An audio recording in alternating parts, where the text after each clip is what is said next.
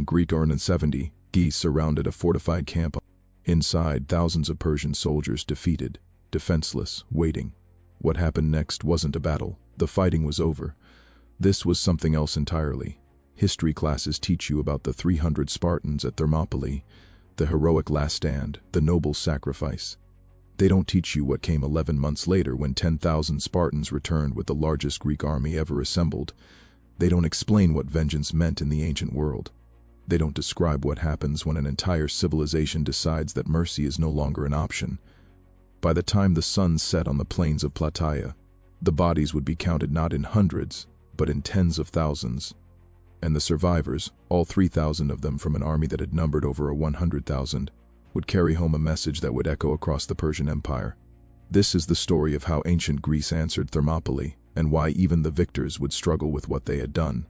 August 480 BC. The narrow pass at Thermopylae. King Leonidas lies dead, his body mutilated on Xerxes' orders, beheaded, crucified, displayed as a warning. Around him, 300 Spartan warriors, 700 Thespians, 400 Theans, all dead. The Persians hadn't just killed them, they'd made examples.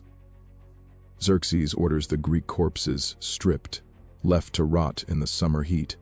For 3 days, his army marches past the decomposing bodies. A lesson, a demonstration.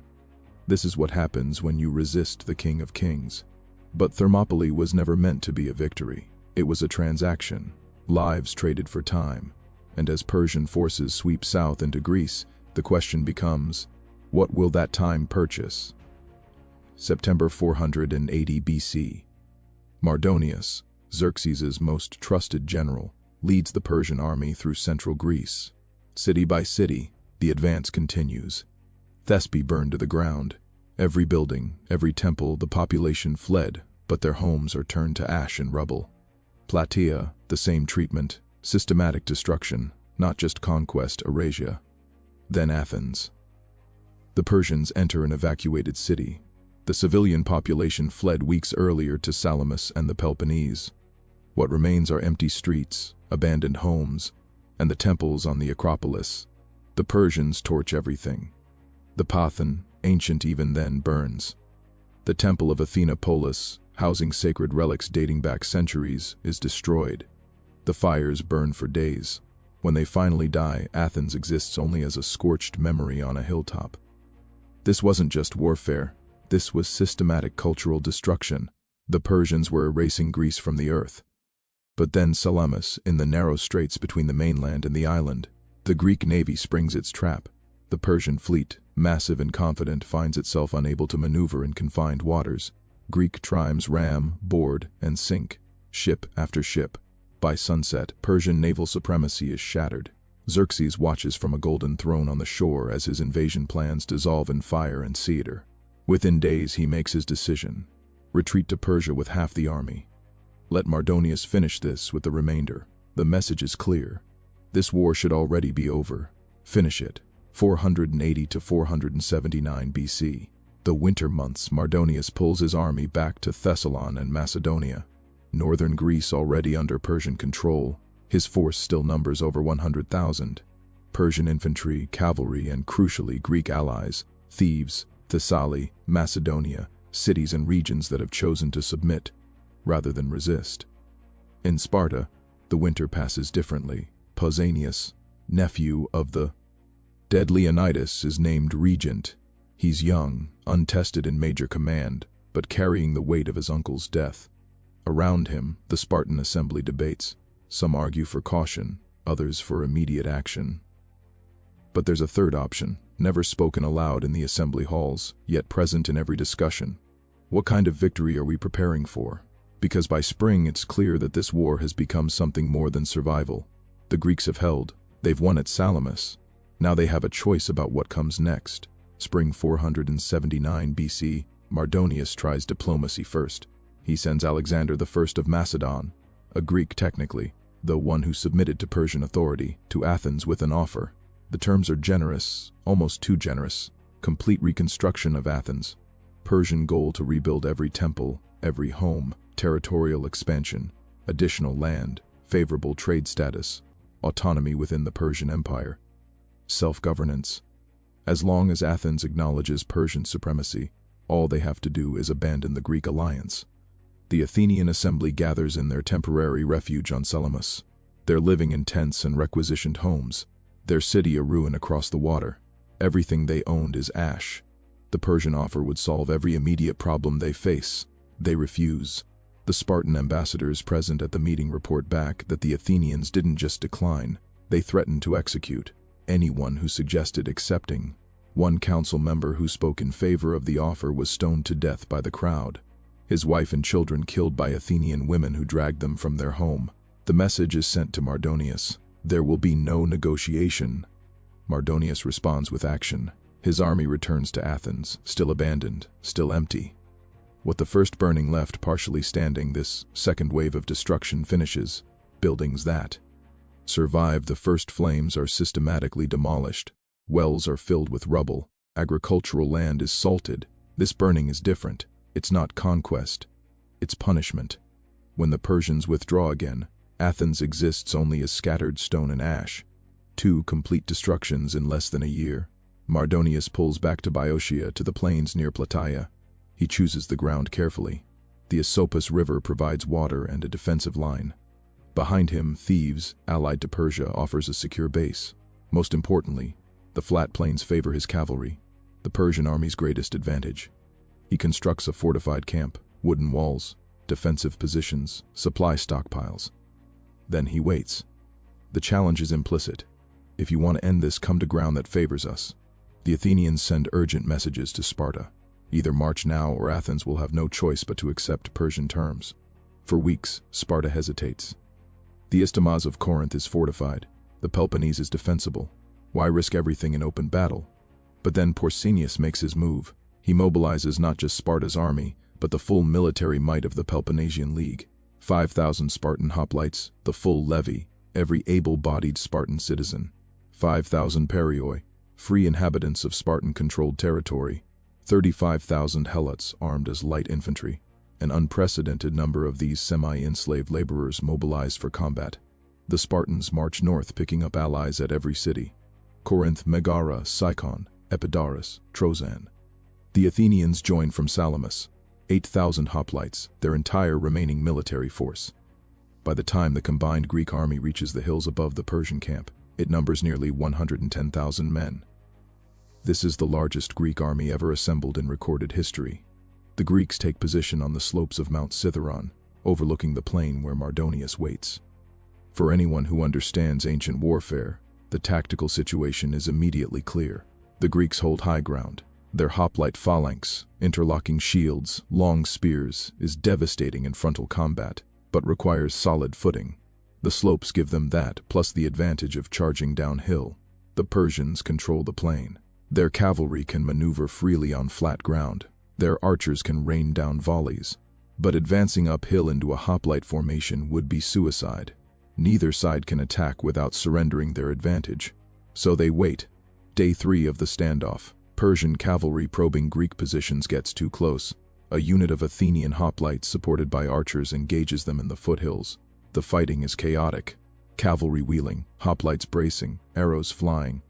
Then an Athenian arrow strikes the horse of Mestius, commander of the Persian cavalry. The animal collapses. Mestius, in ornate golden armor, tries to fight on foot. The Athenians swarm him. Persian cavalry attempts a rescue, but the Athenians have already dragged Mestius into their formation. They strip his armor piece by piece, stabbing him repeatedly through the gaps until he stops moving. When the Persian cavalry finally retreats, the Athenians have a trophy: the golden armor of Mardonius's cavalry commander and his body. They parade Mestius's corpse through the Greek lines on a cart. Every soldier files past to see it. Morale surges. On the Persian side, the wailing can be heard across the plain. The entire cavalry mourns. Heads shaved, horses' mans cut, armor removed in grief. Mestius wasn't just a commander. He was Mardonius's friend, his most trusted officer. The psychological balance shifts. Days pass, skirmishing continues, but no major engagement. Then Mardonius makes his move. Persian cavalry locate the Gargaphian Spring, the Greeks' primary water source, fed by an underground stream on the slopes. Under cover of darkness, Persian horsemen reach the spring and systematically destroy it. They fill it with dirt, rubble, and corpses, both animals and human. They divert the flow, poison what remains. By morning, 110,000 Greek soldiers have no water. The Greek commanders gather: Pausanias, the Athenian general Aristides, the Corinthian commanders. They face an impossible situation: stay and die of thirst in days, retreat to new water sources, and risk being caught in the open by Persian cavalry attack across unfavorable ground, and be slaughtered by arrows and horsemen. Irenaeus orders a complex nighttime maneuver. The center of the Greek line will fall back to a new position near Plataea, where other springs provide water. The left wing, Athenians and allies, will retreat to different high ground. The right wing, Spartans and Tagians, will hold position until the others are clear, then withdraw. This should be a coordinated, controlled repositioning. Instead, it becomes chaos. The allied contingents in the center panic. Nighttime retreats are nearly impossible to control. Even in ideal circumstances, units lose formation, commanders lose contact with their men. Some groups retreat too far, others stop in the wrong positions. By dawn, the Greek army is scattered across several miles, units separated, the unified battle line broken. From his camp, Mardonius watches the dawn reveal Greek positions. What he sees: Greeks in retreat, formation broken, scattered across the plain. What he doesn't see: that the Spartans on the right wing have deliberately maintained formation, that the Athenians have reformed on their new position, that this isn't a rout, it's a badly executed maneuver. It doesn't matter. This is the opportunity he's waited for. Mardonius orders a general advance. The Persian army moves out of the fortified camp in waves. First, elite Persian infantry. The immortals, lightly armored but highly trained, equipped with short spears, swords, and wicker shields. Behind them, infantry from across the empire: Medices, Bactrians, Indians, Sak. On the flanks, what remains of the cavalry, still formidable despite the loss of Mystius. At the rear, Greek allied forces from Thebes and other cities that sided with Persia. Mardonius himself rides near the front, visible in his distinctive armor, urging his men forward. The target, the Spartan right wing, still in apparent retreat, seemingly vulnerable. Pausanias watches the Persian advance. His 10,000 Spartans and Tians have been slowly withdrawing, maintaining formation but appearing to flee. Now he gives the order: stop. The Spartans halt, dress their lines, and turn to face the approaching Persians. The bronze-faced phalanx locks into position, 8 ranks deep, shields overlapping, spears protruding in rows. But there's a problem. The Greek religious protocols require favorable omens before battle. The seers reading sacrificed animal entrails report unfavorable signs. Again and again, Pausanias orders new sacrifices. Again and again, the omens say, do not advance. The Persians close to within arrow range. Persian archers, thousands of them, begin loosing volleys. Arrows rain down on the Spartan formation. Men fall, struck through gaps in armor, through exposed flesh. The shields provide some protection, but arrows come at angles, find weaknesses. Spartans dice standing in formation, forbidden by their religious law to advance, unable to retreat without breaking. Pausanias orders more sacrifices. The omens remain unfavorable. More Spartans fall. Finally, whether the omens change or Pausanias simply decides to act, the order comes: advance. The Spartan phalanx doesn't run, it marches. Each man maintains position, shield locked with his neighbors, moving as a single armored mass. The Persians, still loosing arrows, prepare to meet the charge. They plant their wicker shields in the ground, creating a defensive wall, bracing their short spears. The phalanx hits this line like a bronze wave. The initial impact is devastating. Spartan spears, 8 feet long, designed for stabbing downward, punch through wicker shields, through the lighter Persian armor. The weight of 8 ranks of men pushing forward collapses the Persian front line. But the Persians don't break immediately. What follows is close-quarters combat of a type most Greeks had never experienced. The Persians grab the Spartan spears, trying to break them, pull them aside. They fight with swords and daggers, trying to get inside the spear's reach. Some actually grab the spear points, pulling them bare-handed, their hands shredded, but creating openings for comrades. For a time, minutes that feel like hours, the outcome is uncertain. The Persians are less heavily armed, but they're fighting with desperation, and they outnumber the Spartans. Mardonius fights at the front, Sources describe him mounted on a white horse, surrounded by 1,000 elite Persian guards, the best warriors in the army. The fighting around him is concentrated, vicious. The Persian guards die one by one, pulled down by Spartan spears, but they exact a cost. Spartans fall too. Then, in the chaos, Mardonius goes down. Different sources give different accounts. A stone thrown from the Spartan lines, striking his head. A spear thrust that reaches him through his guards, simply being overwhelmed when his horse is killed. What's certain is that Mardonius, commander of the entire Persian force, dies in the melee. The effect is immediate. Word spreads through the Persian ranks. Mardonius is dead. The commander, the king's chosen representative, the architect of the invasion, gone. The Persian center begai. NS to waver, then breaks. Once a phalanx breaks an enemy line, what follows is less a battle than a pursuit. The Persians run. Some head for the fortified camp, others scatter across the plain, seeking any escape route. The Greek light infantry and cavalry held back during the initial clash now surge forward. This is where the real killing begins. Heavily armored hoplites are relatively slow, but helots, peltasts, cavalry, they can run down fleeing men. They can catch them in the open, exhausted, separated from formations. The plain of Plataea becomes a killing field. Meanwhile, on the Greek left, the Athenians engage the Thean forces fighting for Persia. This combat is more evenly matched. Greeks fighting Greeks. Similar equipment and training. The Theans hold longer, fight harder, but eventually they too retreat when news of the Sens collapse reaches them. Thousands of Persians reach the fortified camp and take refuge behind its wooden walls. Inside supplies, treasure, Mardonius's personal wealth, and the army's non-combatants, servants, camp followers, families of some officers. The camp is defensible. The walls are sturdy. If the Persians can hold it, they might regroup, mount a defense by time for reinforcements. But the Greek army surrounds it for a time. The Persians hold the walls. Greek forces, primarily Spartans and Peloponnesians, attempt to breach the gates and are repulsed. The Spartans, sons, trained for open-field combat, struggle with siege warfare.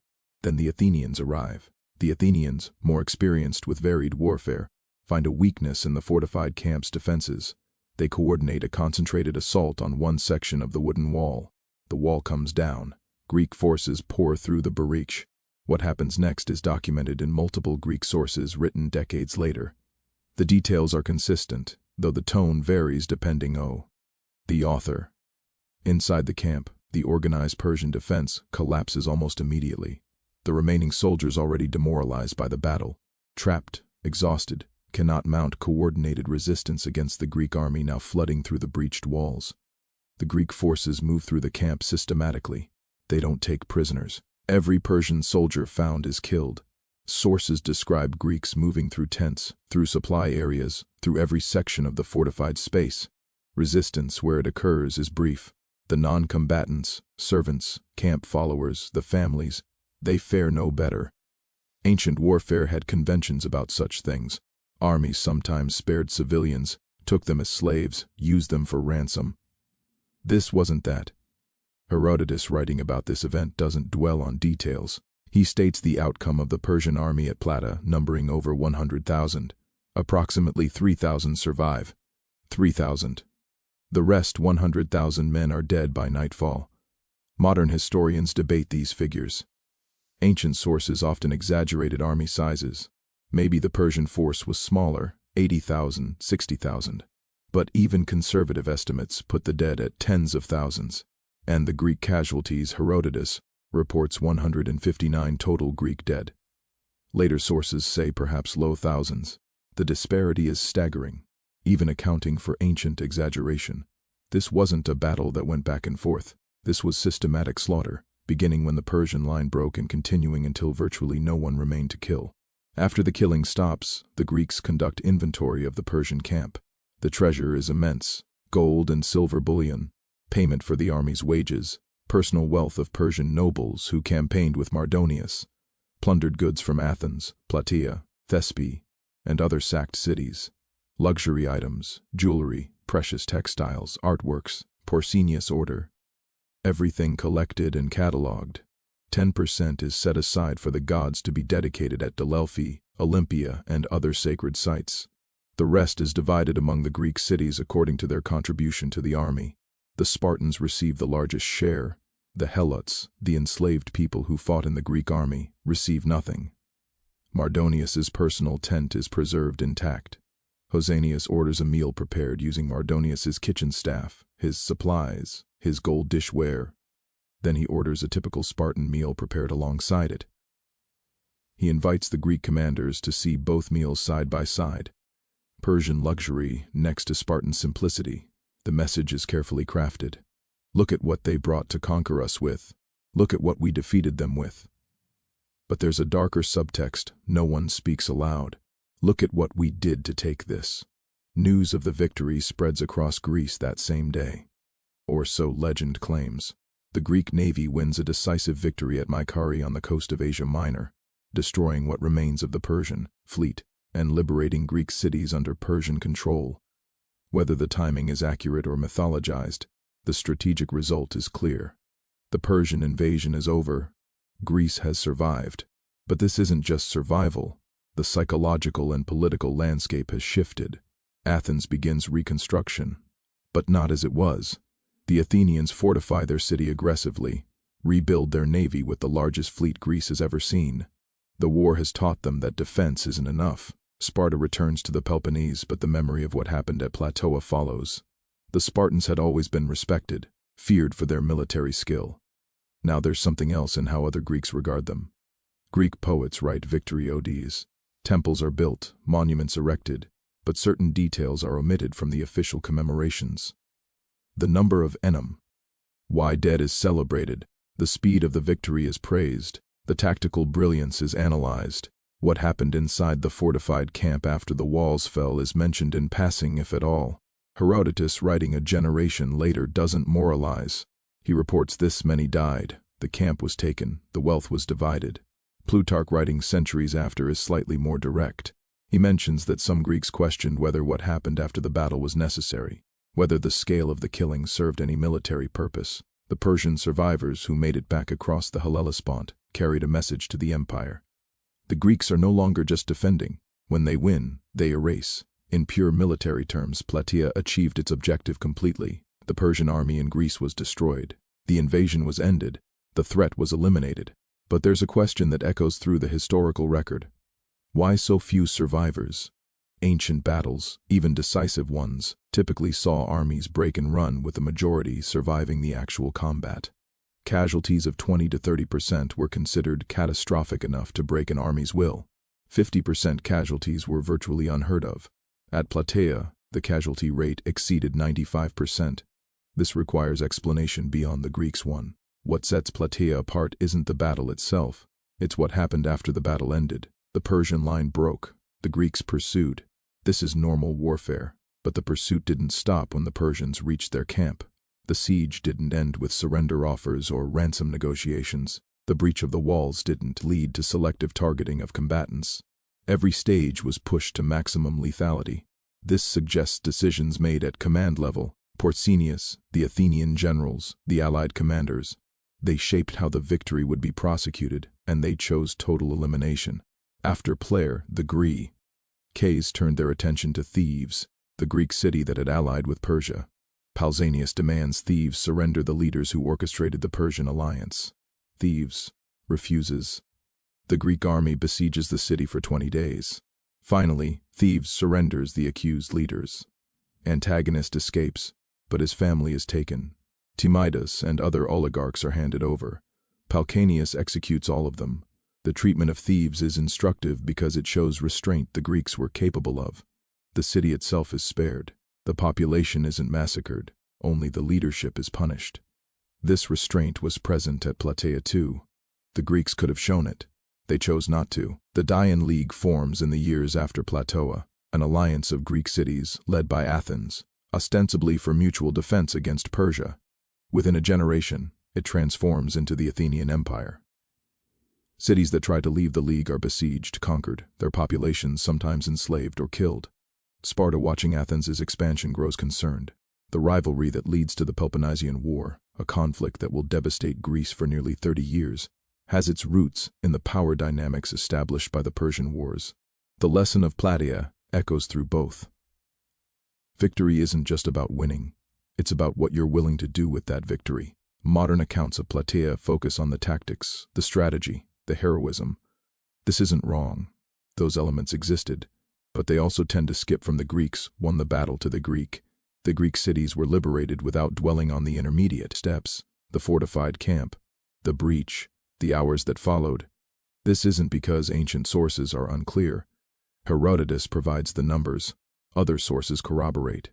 It's because we don't have comfortable categories for what Plata represents. It's not a battle that went wrong.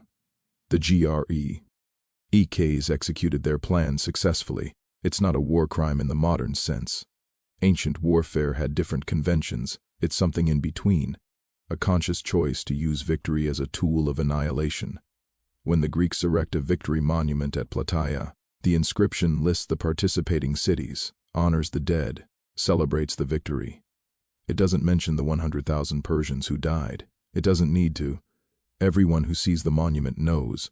Every Greek city that contributed forces knows what their soldiers did that day. Every Persian who hears the story knows what happened when the walls fell.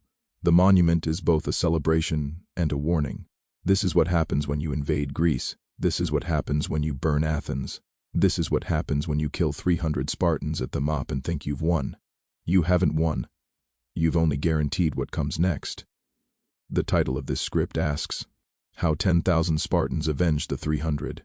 The answer is complicated. They didn't just defeat the Persian army, they erased it. They didn't just win a battle. They eliminated an invasion force so completely that Persia never attempted a major invasion of mainland Greece again. They didn't just avenge them. They made sure that anyone who heard the story would understand the price of killing Spartans is annihilation. But vengeance in the ancient world wasn't clean or simple. It wasn't a Hollywood ending where good triumphs and everyone goes home satisfied. Plataea left questions that even the victors couldn't fully answer.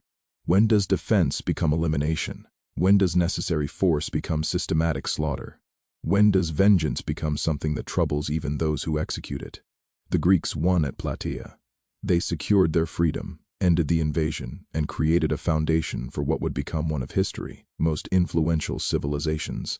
But so did something that day in 479 BC that would echo through their own later histories. They learned what they were capable of when survival was no longer the only question. Thermopylae is remembered because it's comprehensible. Noble sacrifice, heroic resistance, glory and defeat.